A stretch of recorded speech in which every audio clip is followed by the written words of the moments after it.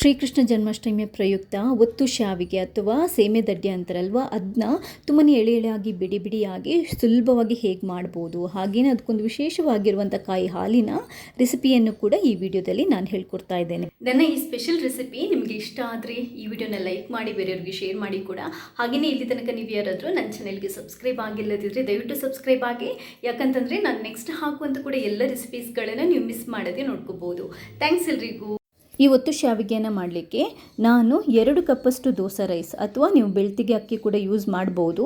ಇದನ್ನ 6 ಗಂಟೆ ಆದರೂ ನೆನೆ ಹಾಕಬೇಕು. ರುಬ್ಬಕ್ಕಿಂತ ಮುಂಚೆ ಬೆಳಿಗ್ಗೆ ಮಾಡೋದಿದ್ರೆ ರಾತ್ರಿ ನೀರಲ್ಲಿ ನೆನೆ ಹಾಕಿ ನೀಟಾಗಿ ತೊಳೆದು ನೀರು ಬಸಿದ್ಬಿಟ್ಟು ಇಟ್ಬಿಡಿ.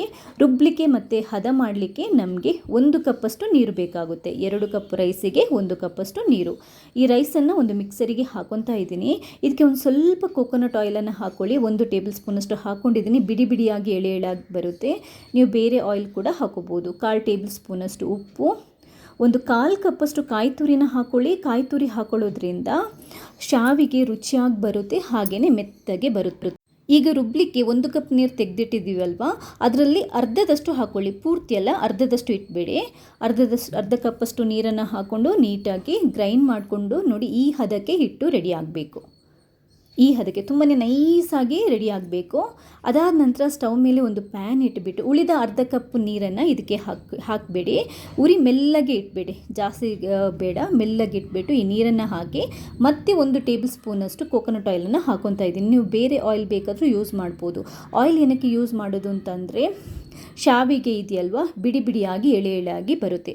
ಇವಾಗ ನಾವು ರೆಡಿ ಮಾಡಿಟ್ಟಿರುವಂತಹ ಹಿಟ್ಟಿದೆಯಲ್ವ, ರುಬ್ಬಿದ ಹಿಟ್ಟನ್ನು ಇದಕ್ಕೆ ಹಾಕ್ಕೊಂಡು ಈ ಬಿಸಿ ನೀರಿಗೆ ಹಾಕ್ಕೊಂಡು, ತುಂಬ ಬಿಸಿಯಾಗಿರಬಾರ್ದು. ನೀರು ಮತ್ತು ಎಣ್ಣೆ ಮಿಶ್ರಣ ಸ್ವಲ್ಪ ಬಿಸಿಯಾದಾಗ ಈ ಹಿಟ್ಟನ್ನು ಹಾಕ್ಕೊಂಡು ಮೀಡಿಯಮ್ ಫ್ಲೇಮ್ಗೆ ಇಟ್ಕೊಂಡು ನಾವಿದನ್ನ ಈ ಥರ ಮಿಕ್ಸ್ ಮಾಡ್ತಾ ಇರಬೇಕು. ಈ ಹಿಟ್ಟು ನಮಗೆ ಉಂಡೆ ಮಾಡಲಿಕ್ಕೆ ಗಟ್ಟಿ ಆಗಬೇಕು. ಅಷ್ಟು ಹೊತ್ತು ನಾವಿದನ್ನ ಮಿಕ್ಸ್ ಮಾಡಬೇಕು. ತುಂಬ ಗಟ್ಟಿ ಕೂಡ ಆಗಬಾರ್ದು, ಆಯಿತಾ? ಯಾಕಂತಂದರೆ ಒಂದ್ಸರಿ ಈ ಹದಕ್ಕೆ ಬಂದ ತಕ್ಷಣ ಅದು ಇಮಿಡಿಯೇಟಾಗಿ ಅಕ್ಕಿ ಹಿಟ್ಟಿದೆಯಲ್ಲೋ ಗಟ್ಟಿ ಆಗಿಬಿಡುತ್ತೆ. ನೋಡಿ, ಈ ಹದಕ್ಕೆ ಬಂದರೆ ಸಾಕು. ಸ್ಟವನ್ನು ಬಂದ್ ಮಾಡಿಬಿಡಿ. ಅದಾದ ನಂತರ ಒಂದು ಸ್ವಲ್ಪ ತಣ್ಣೀರನ್ನು ಕೈಯಲ್ಲಿ ಚಿಮುಕಿಸ್ಬಿಟ್ಟು, ಅದು ತಣ್ಣಗಾದ ನಂತರ ಒಂಚೂರು ತಣ್ಣಗಾದ ನಂತರ, ತುಂಬ ಅಲ್ಲ, ತಣ್ಣೀರನ್ನು ಕೈಯಲ್ಲಿ ಚಿಮುಕಿಸ್ಬಿಟ್ಟು ನೀಟಾಗಿ ಇದನ್ನ ಮತ್ತೊಂದು ಸರಿ ಕೈಯಿಂದ ಮಿಕ್ಸ್ ಮಾಡಬೇಕು. ಯಾಕಂತಂದರೆ ಎಲ್ಲಾದರೂ ನಾವು ಅದನ್ನ ಹದ ಮಾಡ್ತಾಯಿರ್ತೀವಲ್ವ, ಬಿಸಿ ಮಾಡ್ತಾಯಿರ್ತೀವಲ್ವ, ಆವಾಗ ಗಟ್ಟಿ ಎಲ್ಲಾದರೂ ಉಂಡೆ ಉಳ್ಕೊಂಡಿದ್ರೆ ಇನ್ನು ನೀವು ಕೈಯಲ್ಲಿ ಮಿಕ್ಸ್ ಮಾಡೋದ್ರಿಂದ ನೀಟಾಗಿ ಸೆಟ್ ಆಗುತ್ತೆ. ಹಿಟ್ಟು ಕರೆಕ್ಟಾಗಿ ಹದಕ್ಕೆ ಬಂದ ನಂತರ ಸ್ವಲ್ಪ ತಣ್ಣಗಾದ ನಂತರ ಈ ಥರ ಉಂಡೆ ಮಾಡ್ಕೋಬೇಕು. ನೋಡಿ, ಈ ಹದಕ್ಕೆ. ಯಾಕೆ ಉದ್ದಕ್ಕೆ ಈ ಥರ ಓವಲ್ ಶೇಪಲ್ಲಿ ಮಾಡೋದು ಅಂತಂದರೆ ನಮಗೆ ಆ ಮೋಲ್ಡ್ ಇರುತ್ತಲ್ವ ಶಾವಿಗೆ ಮಾಡೋದು, ಅದರಲ್ಲಿ ನೀಟಾಗಿ ಸೆಟ್ ಆಗುವಷ್ಟು ದೊಡ್ಡ ಸೈಜ್ಗೆ ನೀವು ಮಾಡ್ಕೊಂಡು. ಉಂಡೆ ರೆಡಿ ಆದ ನಂತರ ನಾನು ಇಡ್ಲಿಯನ್ನು ಬೇಯಿಸುವಂಥ ಪಾತ್ರೆ ಇದೆ, ನಮ್ಮ ಕಡೆ ತೊಂದರು ಅಂತಾರೆ.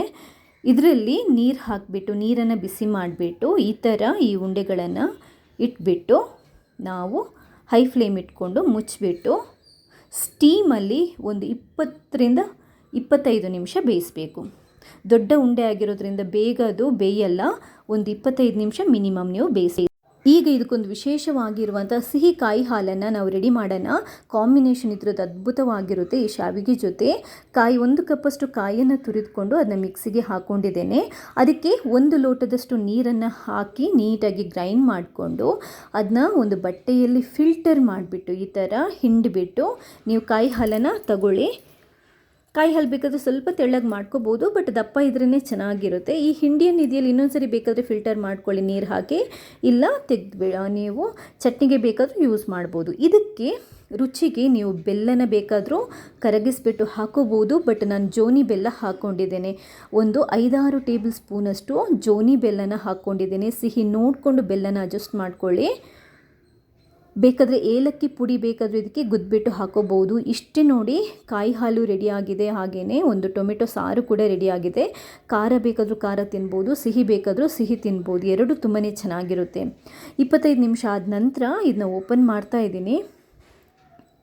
ಒಂದ್ಸರಿ ನೀವು ಯಾವುದಾದ್ರೂ ಸ್ಪೂನಲ್ಲಿ ಅಥವಾ ಇದರಲ್ಲಿ ಚೆಕ್ ಮಾಡ್ಕೊಳ್ಳಿ ಬೆಂದಿದೆಯಾ ಅಂತ. ಬೆಂದಾದ ನಂತರ ಇವಾಗ ನೋಡಿ ಈ ಶಾವಿಗೆ ಮಾಡುವಂಥ ಮೋಲ್ಡನ್ನು ತಗೊಂಡಿದ್ದೇನೆ. ಊರ ಕಡೆ ಆದರೆ ಶಾವಿಗೆ ಮನೆದಿರುತ್ತೆ, ಒತ್ತು ಶಾವಿಗೆದು ಮನೆ ಇರುತ್ತೆ, ಅದರಲ್ಲಿ ಒತ್ಬಿಟ್ಟು ನಾವು ಮಾಡ್ತೀವಿ. ಇಲ್ಲಿ ನಮಗೆ ಸಿಟಿಯಲ್ಲಿ ಅದು ಸಿಗಲ್ಲ, ಅದರಿಂದ ನಾನು ಈ ಮೋಲ್ಡನ್ನು ಇಟ್ಕೊಂಡಿದ್ದೀನಿ. ಈ ಮೋಲ್ಡಲ್ಲಿ ಹೇಗೆ ಮಾಡೋದು ಅನ್ನೋದನ್ನು ತೋರಿಸ್ಕೊಡ್ತೇನೆ. ನೀವು ಉಂಡೆನ ಬಿಸಿ ಇರುವಾಗಲೇ ಹಾಕ್ಕೊಂಡು ಮೋಲ್ಡಲ್ಲಿ ಈ ಥರ ಕ್ಲೋಸ್ ಮಾಡಿಕೊಂಡು ಮೋಲ್ಡನ್ನು ಲಾಕ್ ಮಾಡಿಕೊಂಡು ಪ್ರೆಸ್ ಮಾಡ್ತಾ ನೋಡಿ ಬಿಡಿ ಬಿಡಿಯಾಗಿ ರೌಂಡ್ ಅಂದರೆ ಸರ್ಕಲ್ ಆಗಿ ತಿರುಗಿಸುತ್ತಾ ಬಿಡಿ ಬಿಡಿಯಾಗಿ ಶಾವಿಗೆನ ಒತ್ಕೋಬೇಕಾಗುತ್ತೆ. ಊರ ಕಡೆ ಮನೆ ಇರುತ್ತಲ್ವ ಅದರಲ್ಲಿ ತುಂಬಾ ಚೆನ್ನಾಗಿ ಬರುತ್ತೆ. ಇಲ್ಲಿ ಹ್ಯಾಂಡ್ ಮೋಲ್ಡ್ ಇರುತ್ತಲ್ಲ ಅದರಲ್ಲಿ ಸ್ವಲ್ಪ ಕಷ್ಟ ಆ್ಯಕ್ಚುಲ್ ಆಗಿ ಮಾಡೋದು. ಇನ್ನೊಂದು ಏನು ಅಂತಂದರೆ ನೀವು ಬಿಸಿ ಇರುವಾಗಲೇ ಮಾಡಬೇಕಾಗುತ್ತೆ. ಉಂಡೆ ತಣ್ಣಗಾದ ನಂತರ ನೀವು ಒತ್ತಲಿಕ್ಕೆ ಹೋದರೆ ತುಂಬ ಗಟ್ಟಿಯಾಗುತ್ತೆ, ನಿಮಗೆ ಪರ್ಫೆಕ್ಟಾಗಿ ಬರಲ್ಲ. ಬೇಕಾದರೆ ಮೋಲ್ಡಿಗೆ ನೀವು ಶಾವಿಗೆ ಒತ್ತೋಕ್ಕಿಂತ ಮುಂಚೆ ಸ್ವಲ್ಪ ಎಣ್ಣೆನ ಸವರ್ಕೋಬೋದು, ಆವಾಗಲೂ ಬಿಡಿ ಬಿಡಿಯಾಗಿ ಬರುತ್ತೆ.